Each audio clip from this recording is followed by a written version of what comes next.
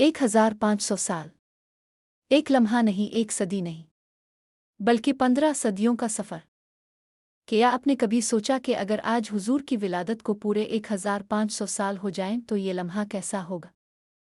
आज की कहानी आपको वक्त के इस सफ़र पर ले जाएगी जहां आप देखेंगे कि ये नूर कैसे हर दिल में जिंदा रहा।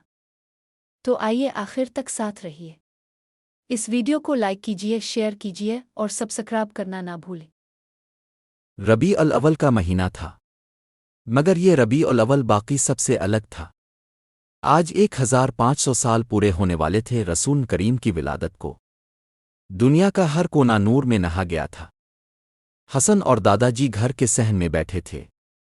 हसन ने सवाल किया, दादाजी 1500 साल का मतलब क्या होता है?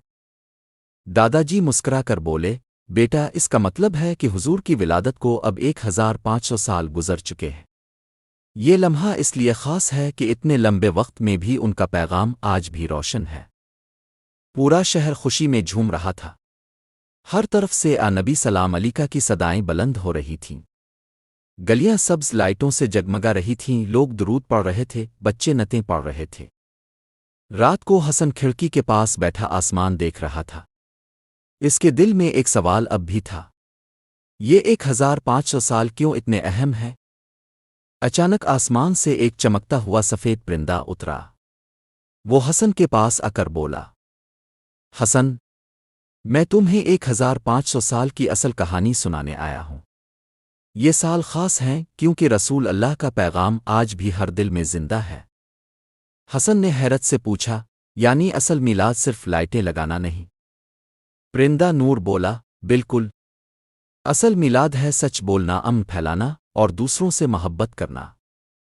फिर परिंदे ने माजी के मनाजिर दिखाए, अरब का दौर, खिलाफत के सुनहरे ज़माने, मदारिस, और आज का दौर। इसने कहा, पिछले 1500 साल में लाखों लोगों ने हुजूर का पैगाम आगे बढ़ाया, चाहे वो सहराओं के काफिले हों या शहरों की मसाजिद। ये नूर कभी नहीं बुझा। हसन ने पुरजोश होकर कहा, मैं भी इस नूर को आगे बढ़ाऊंगा। मैं झूठ नहीं बोलूंगा, सबसे अच्छा सलूक करूंगा और रोज दुरूद पढ़ूंगा। परिंदा नूर मुस्करा कर बोला, यही तो असल जश्न है। 1500 साल बाद भी रसूल अल्लाह का पैगाम जिंदा है, क्योंकि ये पैगाम हमेशा के लिए था।